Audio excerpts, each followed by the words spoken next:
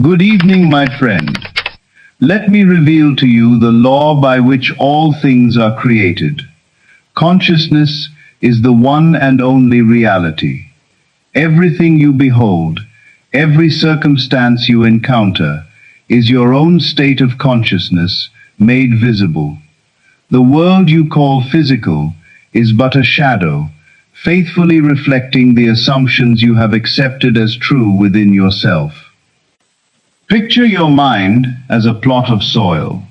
Each thought you entertain, each belief you cling to, each emotion you feed, is a seed dropped into that soil.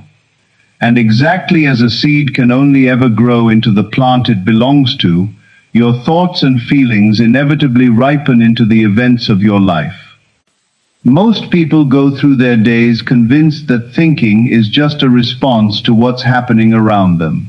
The deeper truth, though, flips that completely. Your thinking doesn't react to your world, it builds it. Your awareness isn't a bystander watching events unfold, it's the architect behind them. This brings us to what I call the law of assumption.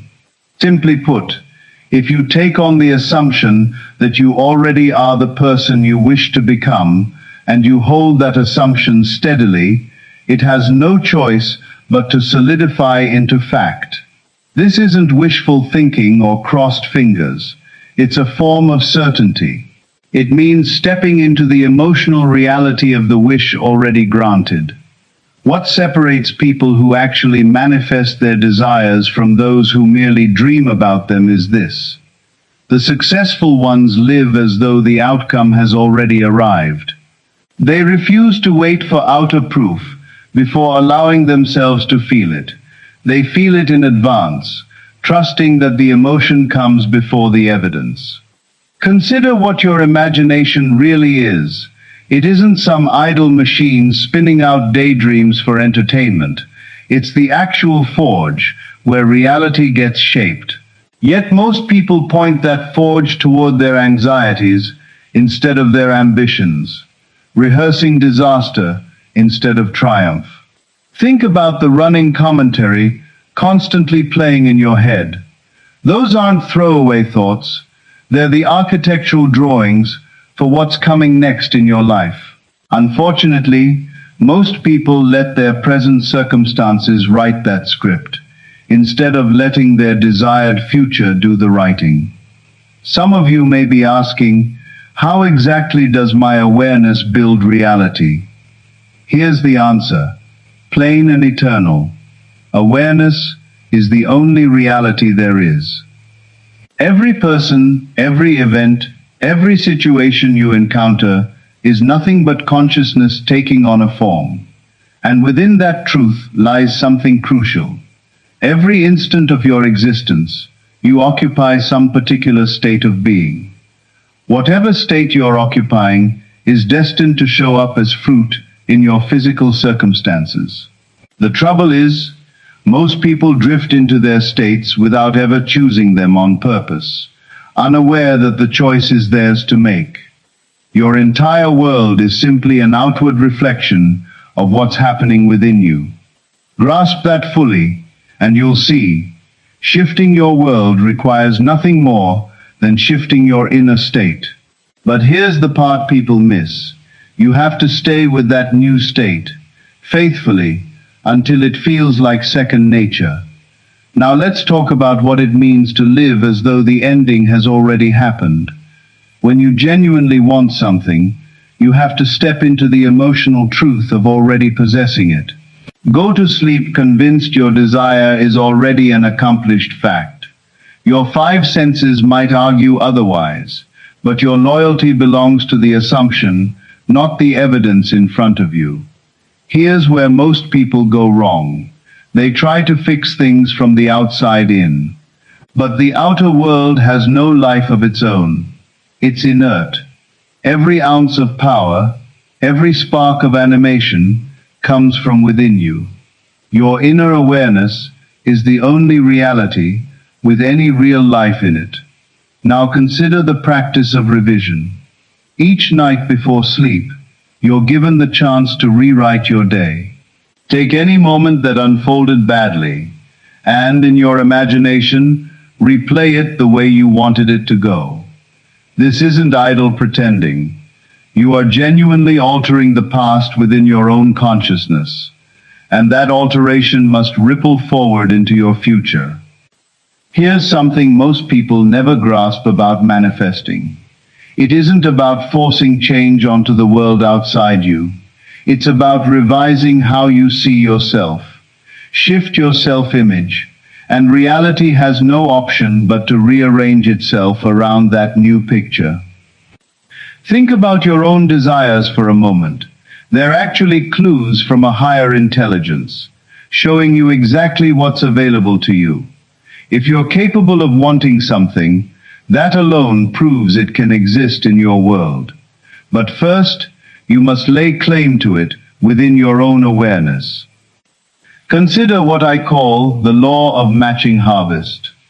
Whatever gets planted in your consciousness will eventually grow into your lived experience. Plant seeds of doubt, and doubt is what you'll reap. Plant instead the assumption of already having succeeded, and success is the only harvest available to you. It functions with the precision of a mathematical equation. And as for timing, many people fixate on how long it will take. But time, as we experience it physically, is an illusion. Within consciousness, the thing is complete the instant you assume it to be so. How quickly it shows up in the physical world depends entirely on the strength of your conviction. Here's a secret about your own brain that few people ever discover. It genuinely cannot tell the difference between a vivid mental scene and something you're physically living through. When you imagine with real feeling, you are rewiring your brain to treat your desire as already real. Let's talk about feeling, because feeling is the actual mechanism. Visualizing or repeating affirmations isn't enough on its own. You must inhabit the emotional reality of the wish right now. Let yourself feel the joy, the contentment, the gratitude of already having it. Feel it so completely that it resonates through your entire being with unshakable certainty. Here's something remarkable about imagination. It doesn't invent anything brand new. It reaches into a field of infinite possibility and pulls forward what's already there, waiting. But you have to learn to wield it deliberately, with intention, rather than letting it run on autopilot. Now let me share a profound truth about the incredible instrument that is your mind. Your brain doesn't simply record what's happening. It actively manufactures your experience of reality. Every thought you dwell on, every emotion you allow yourself to feel, is physically reshaping the wiring inside your skull. Yet most people never realize they hold the sculptor's tools for their own brain. Understand this as well. The instant you drift off to sleep, your subconscious accepts as fact whatever impression was strongest in your mind just before. That's precisely why I caution against falling asleep anxious or afraid. Instead, drift off held firmly in the conviction that your desire has already come true. There's something almost magical about that in-between state, neither fully awake nor fully asleep. In that drowsy threshold, the resistance of your conscious mind softens, and your subconscious opens wide to new impressions. It's the ideal window for planting your desires deep within. Let's discuss what I call your mental diet. Just as you're careful about what you put into your body, you need to be even more discerning about what you feed your mind. Every internal conversation, every assumption you entertain, is nourishment for your consciousness. Yet most people gorge themselves mentally on the very things they're desperate to be rid of. Here's something profound about imagination. Its native language is feeling. When you picture something, don't just see it. Feel it as though it's unfolding right now. Feel its texture, its weight, its warmth. Feel the emotional payoff of the wish already fulfilled. Your brain reacts to that feeling exactly as though it were truly happening. Consciousness is fascinating because it operates on several levels at once. Your conscious mind might be riddled with doubt, but once an idea lodges itself in your subconscious, it's destined to become your lived reality. That's why feeling matters so much. It slips right past the conscious mind's objections. Consider the weight of your own self-talk. Every time you utter the words "I am," you're staking a claim on existence itself, literally feeding instructions to your subconscious. Yet most people habitually make negative "I am" declarations, without ever noticing they're manufacturing the very conditions they dread. Some might push back and ask, but don't outer circumstances matter? Here's the enduring truth. Circumstances are irrelevant. Only your state of consciousness carries weight.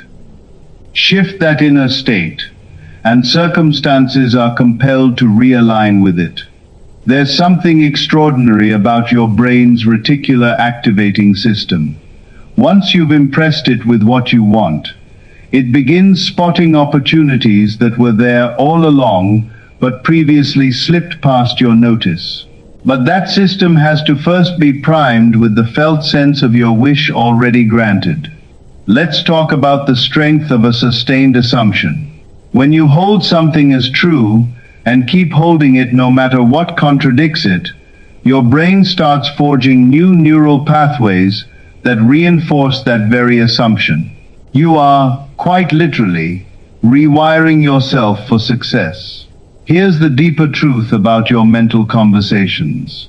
They function as direct instructions to your subconscious. Every imagined exchange you replay is a form of programming. Sadly, most people default to rehearsing scenes of failure and scarcity instead of scenes of triumph and abundance. Let me offer a deeper insight into your own consciousness.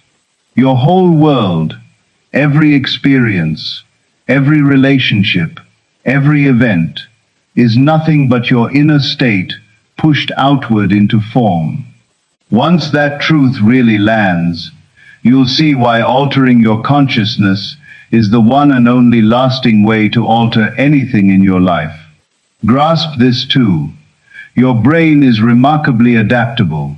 Science labels this neuroplasticity, but I call it the physical signature of a spiritual law. Each time you step into a new state of consciousness, you are literally forging fresh neural circuitry. Your brain physically reorganizes itself to match whatever state dominates your thinking. Most people wait for something external to shift before they'll allow their inner state to change. But that's backward from how the law actually works. You must occupy the state of consciousness that matches your desire first. Your physical reality is left with no option but to rearrange itself to fit that inner state. Now let's revisit living from the end. Once you truly absorb this idea, you'll never again fret over the mechanics of how your desire will arrive. The ending is actually your starting point. Step into the felt sense of already having what you want, and your brain will handle orchestrating the means to get there. Here's something fascinating about your subconscious. It accepts as truth whatever you genuinely feel to be true. It draws no distinction between a vividly imagined scene and one you're physically living. That's the whole secret contained in feeling. Feel your desire as real right now, and your subconscious is compelled to find pathways to bring it into physical form. Think about your inner conversations as the threads weaving the very fabric of your reality. Every internal exchange, every imagined dialogue, is laying down neural patterns in your brain. Yet most people allow doubt, worry, and limitation to run those conversations unchecked. Let's return to the practice of revision. When you replay an event differently in your imagination, you're not just crafting a comforting fiction, you're actually rewiring how your brain has interpreted that event. That revised version becomes your new reality, because consciousness is the only reality that exists. Someone might object, "What about the facts?" Remember this. Facts are nothing more than the fruit of assumptions you made in the past. Change the assumption, and the facts themselves must change. Your brain is constantly sifting reality through the filter of what you assume to be true. Alter that filter, and you alter what gets registered as fact. There's also something powerful about attention. Whatever you focus your attention on expands within your consciousness. That's exactly why I urge you to pull your attention away from conditions you don't want. Direct it fully, instead, toward the feeling of your wish already fulfilled. Return again to the law of matching harvest. Your brain will always produce, in physical form, whatever was planted in consciousness. Plant the felt assumption that you are already prosperous, successful, and loved, and your brain has no choice but to seek out ways to manifest those very conditions. Let me reveal something remarkable about sustained, deliberate imagination. Your imagination, held steady with feeling, is the raw material your future is shaped from. Keep imagining and feeling your desire as already accomplished, and you are actively programming your brain to bring that reality into being. Grasp this crucial point. Your brain can't distinguish between a richly imagined scene and something you're actually living through. Imagine with feeling, and you generate the identical neural patterns that actual experience would create. This is why imagination deserves to be called the real thing, while the external world is merely its shadow. Most people, sadly, let their imagination run wild unconsciously, feeding it fear and worry. But understand, your imagination is a gift, the creative faculty through which you get to consciously design your life.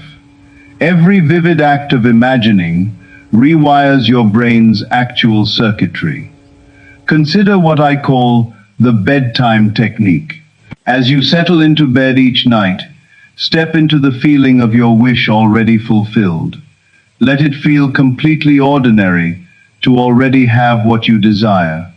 Your subconscious is at its most receptive during these drowsy minutes, and whatever gets impressed on it then is bound to show up in your world.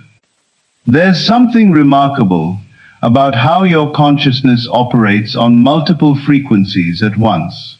Your conscious mind may be full of doubt, but once your desire is impressed on your subconscious through genuine feeling, that doubt becomes powerless.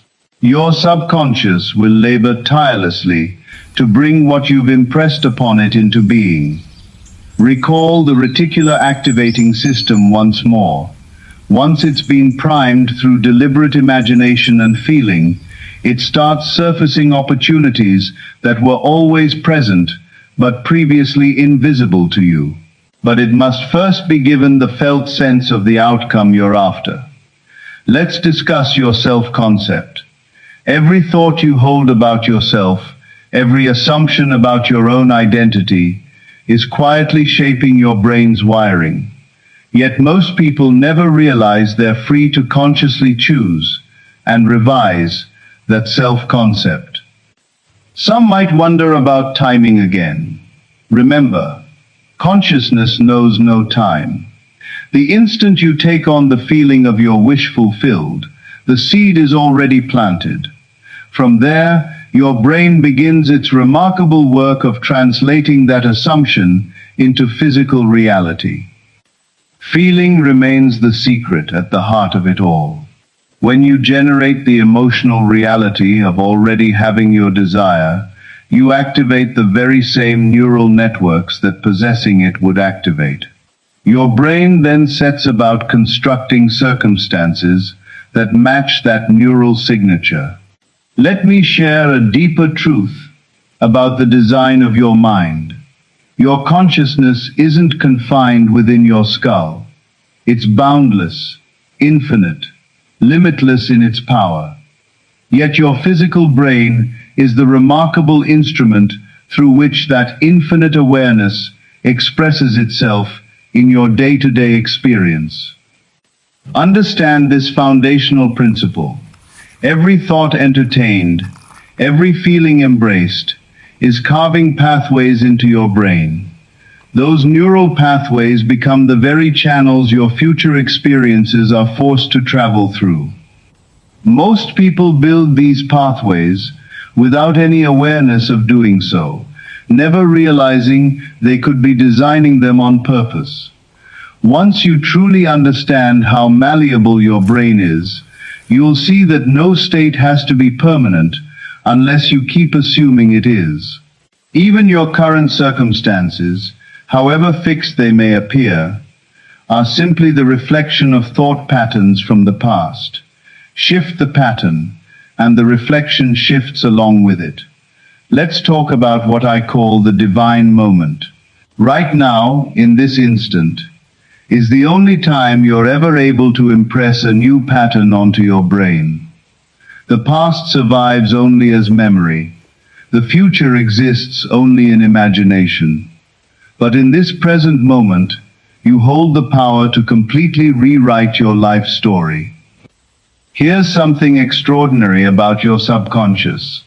It cannot tell apart a vividly imagined scene from one you're physically living. Imagine with feeling, and you create the exact same neural patterns that the real experience would create. That's why imagination deserves to be called the very substance of creation. Consciousness operates fascinatingly on the principle of assumption. Whatever you take to be true, your brain will labor to prove correct. Yet most people base their assumptions on what's already happened, rather than on what they actually want to happen. Return once more to your inner conversations. Every word spoken silently in your mind is a form of programming. These aren't meaningless mental noise. They're the blueprints your brain uses to construct what comes next in your life.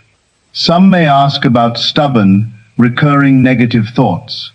Remember this: a thought only holds power over you if you feed it your attention and your feeling. In any given moment, you have the freedom to withdraw attention from the thought you don't want and place it entirely on the feeling of your wish already fulfilled. Return again to the law of matching harvest. Whatever gets planted, through feeling and steady assumption, in the fertile ground of your subconscious mind, is destined to grow into your physical experience. But it needs to be watered with your attention and nourished with conviction. Revisit the practice of revision once more. When you replay a scene differently in your mind, feeling it unfold as you wished it had, you're doing far more than indulging a pleasant fantasy. You're actually rewriting your brain's interpretation of that moment, and that rewrite is bound to reshape your future. Let me offer one final deepest truth about consciousness and creation. Your entire universe exists inside your own awareness. Everything you perceive, everything you live through, is simply consciousness taking on form. Once that truth fully settles in, you'll understand why shifting your consciousness is the master key that unlocks change in every part of your world. Grasp this vital principle. Your brain doesn't merely record what's real. It manufactures reality according to your dominant mental state. Every assumption you carry, every feeling you nurture, every state you inhabit, is actively reshaping your neural architecture. Yet most people never recognize themselves as the architects of their own brain structure. There's something profound in what I call the law of reversed effort. The harder you strain to force something into being through sheer physical effort, the more deeply you reinforce a consciousness of lack. Instead, step into the feeling of your wish already fulfilled, and your brain will naturally arrange its manifestation without the strain. Let's talk about what I call the Sabbath state. This is the place where you rest completely in the assumption that your desire is already accomplished. Enter this state, and all effort ceases, because within consciousness, the matter is already settled. Your brain then works effortlessly to bring it forward into physical form. There's something remarkable about attention. Whatever you focus it on expands within your consciousness. This isn't abstract philosophy, it's literal brain function. Your attention reinforces neural pathways.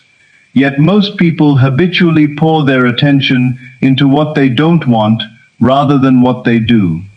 Here's something fascinating about your subconscious mind. It takes everything personally. When you think or say, they are, he is, she is, your subconscious hears it as, I am.